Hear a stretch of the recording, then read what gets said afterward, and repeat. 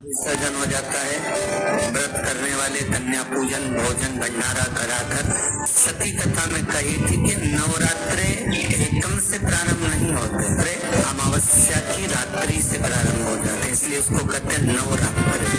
क्योंकि नवमी के दिन माता जी का विसर्जन हो जाता है, जवारों का विसर्जन हो जाता है।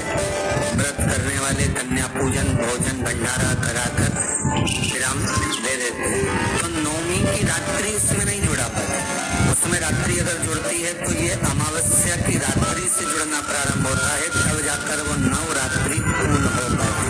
अष्टमी के दिन कन्याओं का भोजन कराओ या नवमी के दिन कन्याओं का भोजन कराओ, पर देवी भागवत तो कहती है, देवी भागवत वर्णन करती है कि पहले नवरात्रे से लेकर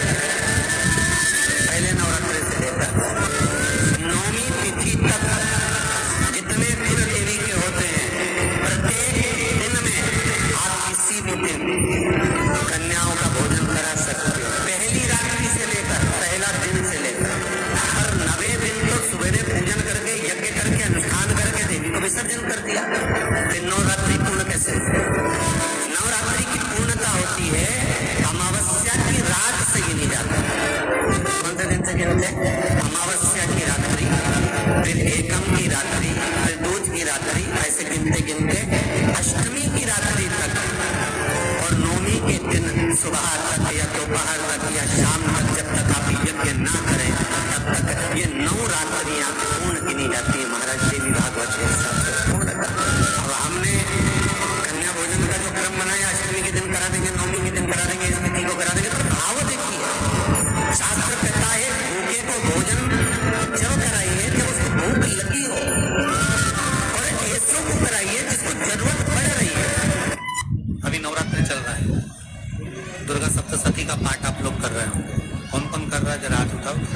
आप लोग कर रहे हैं, बहुत अच्छी बात। अगर आप नहीं कर रहे होगे तो ब्राह्मण दुर्गा सप्तशती का पाठ कर रहे हो। उस दुर्गा सप्तशती के पाठ में एक एक जगह पर एक एक स्थान पर देवी का स्थान बताया है। आप लोग अगर सुने होंगे पढ़े होंगे तो उसमें बताया गया है, हे मैया मेरे इस अंग की रक्षा करो, हे भवानी मेरे इस अंग की रक्षा करो, हे माँ मेरे इस अंग की रक्षा करो, हे भवानी मेरे इस अंग की रक्षा करिए, हे माँ आप मेरे नैनों की रक्षा करिए, हे माँ आप मेरी श्रवण शक्ति की रक्षा करिए, हे माँ आप मेरी जिह्वा की रक्षा करिए, हे माँ आप मेरी जंघा की रक्षा करिए। आया कि नहीं आया? जब दुर्गा सप्तशती में एक एक स्थान का महत्व आया है कि इस जगह पर ये देवी का स्मरण करेंगे तो माँ मेरी कल्याण करेगी, माता मेरा उद्धार करेगी, बस उसी भाव उसी स्थान। शंकर के शिवलिंग में भगवान शिव का संपूर्ण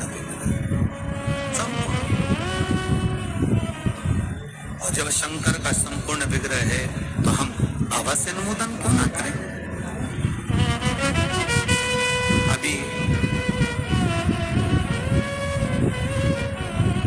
दुर्गापुर के पहले 44 वर्षों के बाद दुर्गाष्टमी व्रत ऐसे शुभ समय में पढ़ने जा रही है, और दुर्गाष्टमी व्रत हमने हिंदू धर्म के लोगों के लिए सबसे श्रेष्ठ मानी जाती है। और भक्ति जिस किया गया शरीर में कोई भी उपाय कभी भी निष्फल नहीं जाता, बेकार नहीं जाता, मतलब हमेशा लाभ ही लाभ शरीर में देना आता है। चलिए भक्तों, तुम सबसे पहले हम आपको दुर्गाष्टमी की थोड़ी सी जानकारी दे देते हैं। भक्तों, इस बार 2024 में दुर्गाष्टमी व्रत को लेकर लोगों के मन में तो फिर कोरोना महामारी की स्थिति बनी हुई है। ये व्रत किस दिन रखा जाएगा, 30 सितंबर कैसे किया जाएगा, कोरोना महामारी क्या रहेगा, किस दिन क्या खाना है क्या नहीं खाना है, इस वीडियो में हम आपका सारा कंफ्यूजन दूर कर देंगे। बस आपको संपूर्ण जानकारी के लिए इस वीडियो को पूरा देखना होगा। और भी बहुत सारे लोगों के प्रश्न आ रहे हैं कि दुर्गाष्टमी व्रत पर हम पवित्र नदियों में स्नान नहीं कर सकते तो क्या करें, पहली बार ये व्रत कर सकते हैं या नहीं। दुनिया में सभी प्रश्नों के उत्तर आज हम इस वीडियो में जानेंगे और ये भी बताएंगे कि वो कौन सी चीज है जो हमें 30 सितंबर दुर्गाष्टमी के दिन जरूर ही खा लेनी चाहिए। अगर आप ये चीज खा लेते हो तो आपको धनवान बनने से विधाता भी रोक नहीं पाएंगे। जी के शिवलिंग पर भक्तों, दुर्गाष्टमी व्रत है और दुर्गाष्टमी व्रत की रात तुलसी में एक चीज जरूर बांध देना चाहिए। अगर आप दुर्गाष्टमी व्रत के दिन तुलसी में या खास चीज बांध देते हो तो माता लक्ष्मी जी की कृपा से आपके जीवन में जो गरीबी है बिना दूर हो जाएगी। पूरे मनाली में से वीडियो को पूरा ही देखें, आधा अधूरा ना देखें। चलिए जान लेते हैं भक्तों, प्रत्येक वर्ष वैशाख मास के कृष्ण पक्ष की अष्टमी तिथि को दुर्गाष्टमी व्रत का पावन पर्व मनाया जाता है। वर्ष 2025 में यह पर्व 30 सितंबर मंगलवार को मनाया जाएगा। इस दिन श्रद्धालु पवित्र नदियों में स्नान करते हैं और दान पुण्य आदि करते हैं। इस अवसर पर पितरों की तर्पण, पिंडदान और श्राद्ध जैसे कर्म भी किए जाते हैं। दुर्गाष्टमी व्रत के दिन संगम में स्नान और दान करने का विशेष में समय छल को शंकर सर्व पितरों में दान करने का विशेष में मत होता है, जिससे भगवान विष्णु की कृपा प्राप्त होती है। इस साल अष्टमी के दौरान इस दिन का महत्व और भी बढ़ गया है, क्योंकि ऐसा शुभ दिन दुर्गाष्टमी व्रत के दिन पड़ रहा है। धार्मिक परंपरा के अनुसार इस दिन पितरों के लिए दीपक जलाने का विधान है। लोगों के लिए दीपक जलाना धार्मिक रूप से अत्यंत शुभ माना गया है। यह कर्म उनकी आत्मा की शांति के लिए आवश्यक होता है और वंशजों को उनके आशीर्वाद की प्राप्ति होती है। भक्तों, चलिए सबसे पहले हम आपको बता देते हैं कि दुर्गाष्टमी व्रत की सही डेट टाइम क्या है। हम आपको बारी बारी से सभी जानकारी बताते हुए चलेंगे और यह भी बताएंगे कि वह कौन सी चीज है जो हमें दुर्गाष्टमी व्रत के दिन जरूर ही खा लेनी चाहिए। और भक्तों, साथ में हम आपको बताएंगे कि दुर्गाष्टमी व्रत दिन भी भूल कर भी नहीं खानी है। अगर आप ये चीज दुर्गाष्टमी व्रत के दिन भूल के चलना पड़े, दोस्तों बैठने की तो जगह जाने दो। रिक्वेस्ट करते हैं कि अगर आप इस चैनल पर नए बर्बाद कर रहे हो, चैनल को सब्सक्राइब करके वीडियो को एक लाइक की जरूरत से पूछती है, समाज बंद करके बैठे रहते हो, दुनिया के तुम्हारा दर्शन करने आते हैं, बॉक्स में हम देखो लिया तो फोन आएगा कि हम भगवान बोले फालतू की बात मत कर, मैं को सम्मान दूं, मैं और भाग्य से मांगने के लिए आते हैं, इसलिए बंद करके बैठा है। तत्काल दूर करने के लिए आसान से आसान उपाय भी बताते हैं। भक्तों, चलिए जान लेते हैं कि 2025 का दुर्गाष्टमी व्रत की सही डेट टाइम क्या है। चलिए जान लेते हैं। रोज पड़ोसन के अनुसार 2025 की दुर्गाष्टमी व्रत की दिसंबर में मनाई जाएगी। वैदिक पंचांग के अनुसार दुर्गाष्टमी व्रत तिथि की शुरुआत 30 सितंबर 2025 की रात 7 तक खोलोगे और इस दिन भगवान बोले जो मेरे लिए आएगा तो खोल लेता हूँ। मैं जानता हूँ मेरे भगत को कि ये मेरे लिए आता मानता पूरी भी बस आते हैं, दूध चढ़ाएगा, जल चढ़ाएगा, दुर्गाष्टमी व्रत और ऐसा बाबरा कभी बेलपत्र भी नहीं लाता, तो झाड़ू पोछा लगाकर हाथ धोने के बाद जो पत्ती पत्ती मिल के मिल जाती है उसी को धोके चढ़ाने चले जाता है। ये भगत है, अत्यंत ये शुभ माना जाता है। खाने से मतलब नहीं, गंगा यमुना और सरस्वती नदी के संगम में देवताओं का वास होता है, इसलिए रोज मंदिर जाए न 25 बातों साड़ी का पतली जल से स्नान किया जाता है। इस दिन जरूरतमंदों को दान करने से फलों की प्राप्ति होती है, साथ ही भगवान विष्णु की कृपा भी होती है। दोस्तों, वीडियो में आगे की जानकारी बताने से पहले अभी तक कमेंट बॉक्स में जय माता लक्ष्मी नहीं लिखे हैं तो जय माता लक्ष्मी ऐसी नौटंकी कर लिया कि इसके बराबर जब आप हमारे कमेंट बॉक्स में जय माता लक्ष्मी लिखते हैं तो हमें काफी अच्छा लगता है और आप हमारी वीडियो को लाइक करते हैं। हमारा मनोबल बढ़ता है जिससे कि अच्छी अच्छी जानकारी होती है। 2 घंटा तक तो माला लेने बैठी है लक्ष्मी और इतने में कहीं की आवाज करते तो चिल्लाती भी है। उधर जाओ, उधर जाओ।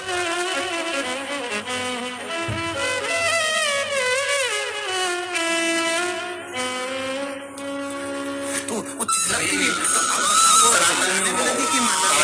दुर्गा पूर्णी की दुर्गा अष्टमी पर एक बेल पर 3 शमी पर आप कभी दिल से कभी मौका मिले हृदय से हम अशुभ सुंदरी वाली जगह पर स्पर्श कर भगवान शंकर के शिवलिंग एक बार समर्पित कर देखना और दूसरे वर्ष इंतजार करना कि तुम अष्टमी के दिन बाबा को शमी पत्र बेलपत्र दिया था या बाबा ने तेरे घर में धनुर्वेद दिया कि नहीं दिया। जो स्थिति में गाड़ी चल रही थी वो स्थिति की गाड़ी तेरी पार हुई कि ना हुई। तिथि आए उन दीप को भगवान के सामने प्रज्वलित कर 5 दिए अपने दरवाजे के पास में बाहर की ओर रख देता है।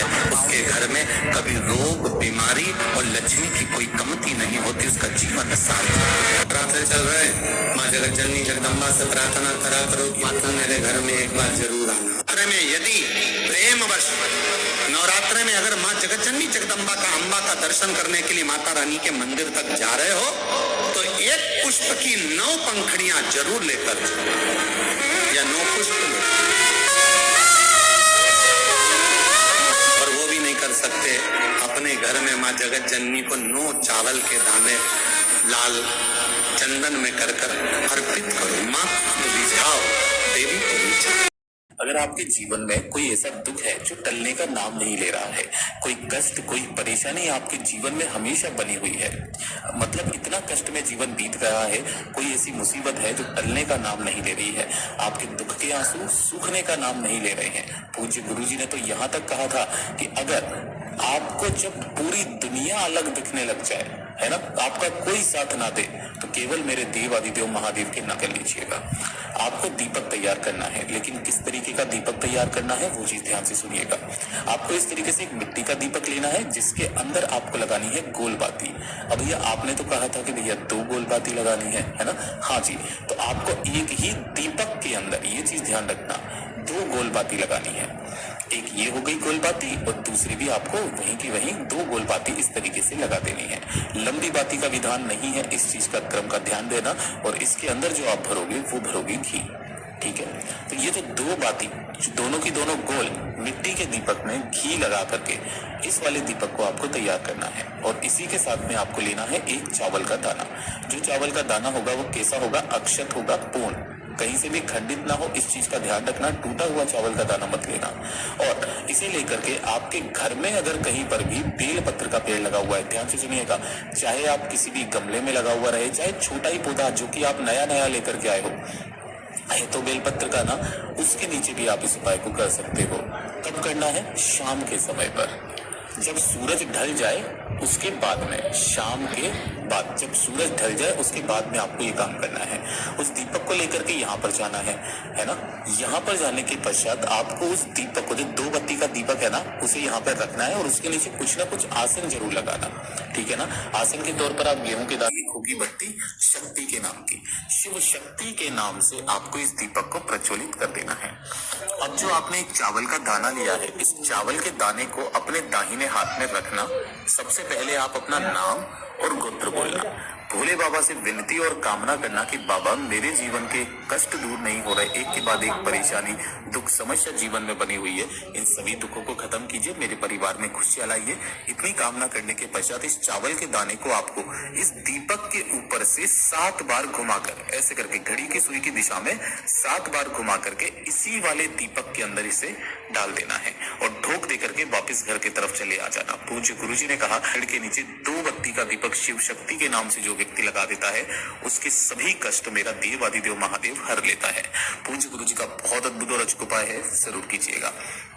अब चलते हैं हमारे दूसरे वाले उपाय की तरफ। और इसके पीछे तो बहुत लोग पड़े हुए थे कि भैया वो वाला उपाय कब करना है, कैसे करना है, जिनमें हमारे शारीरिक कष्ट दूर होते हैं। देखो, 2 तरीके के कष्टों के बारे में पूज्य गुरुजी ने बताया। एक होते हैं मानसिक कष्ट, है ना, जिससे कि आप सोच करके परेशान रहते हो, कुछ ना कुछ ऐसी मुसीबतें आपके चलती करती रहती है, उसकी वजह से सोच सोच करके आप परेशान रहते हो, वो होती है मानसिक कष्ट। एक होता है शारीरिक कष्ट, ठीक है ना।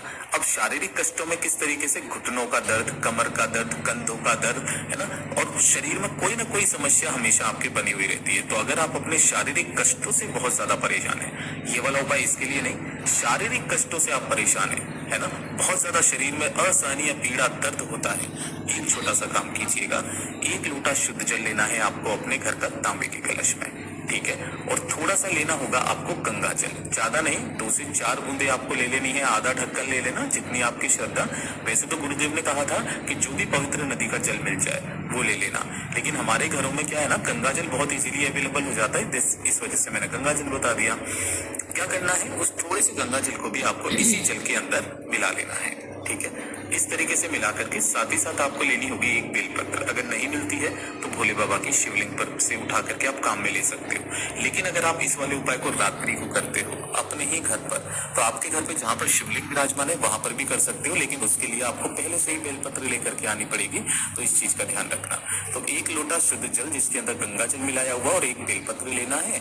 और अगर आपके घर में कहीं शिवलिंग विराजमान है तो वहां पर कर लीजिए। घर पे शिवलिंग नहीं है तो महादेव के मंदिर में जब आप जाएंगे तो शिवलिंग के पीछे की तरफ खड़े होना, जिससे आपका मुख उत्तर दिशा की तरफ में हो जाएगा।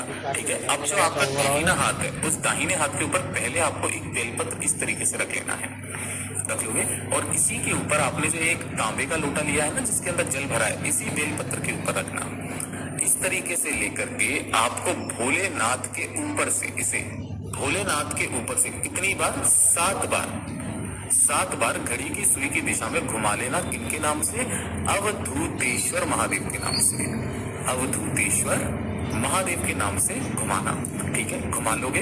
घुमाने के पश्चात वहीं बैठ करके अपने सभी शारीरिक कष्टों को खत्म करने की कामना कह करके अब आपको क्या करना है कि यहाँ से एक कलश और बेलपत्र को अलग अलग कर देना है। बेलपत्र लेना है, बेलपत्र सीधा महादेव की शिवलिंग पर समर्पित करना, जिसकी डंडी का मुख रहेगा जलाधारी की तरफ, बीच वाली पत्ती का मुख रहेगा आपकी तरफ। और जो 1 लोटा शुद्ध जल लिया है उस 1 लोटा शुद्ध जल को दोनों हाथों में लेकर के श्री शिवाय नमस्तुभ्यम मंत्र का स्मरण करते हुए इसी बेलपत्र के ऊपर समर्पित कर। श्री शिवाय नमस्तुभ्यम। दोस्तों कैसे हैं आप सब? आई होप आप सब अपने घर पे बहुत ही अच्छे होंगे। तो आपको रामाष्टमी या रामनवमी की लाख बधाइयाँ। तो जैसे कि आपको पता है कि आज अष्टमी है और कल है रामनवमी। तो पूज्य गुरुजी ने यहाँ पे रामनवमी के उपाय बताए हैं जिससे कि आपके शारीरिक और मानसिक सभी कष्ट जो हैं दूर होंगे। और प्रदीप मिश्रा जी इतने अच्छे उपाय बताते हैं कि रामबाण उपाय होते हैं, उनके बताए हुए उपाय 100% काम करते हैं। और बिल्कुल विश्वास के साथ अगर आप करेंगे भोले बाबा का नाम लेकर तो आपके सारे कष्ट दूर होंगे, बड़े से बड़े। क्योंकि कई बार होता है कि हमें मानसिक कष्ट भी होता है, हमारे दिमाग में कुछ ना कुछ बातें चलती रहती हैं, हम कुछ ना कुछ सोचते रहते हैं कि ये कैसे होगा, ये काम ऐसे होगा या ये काम कैसे हो गया। तो मानसिक कष्टों का भी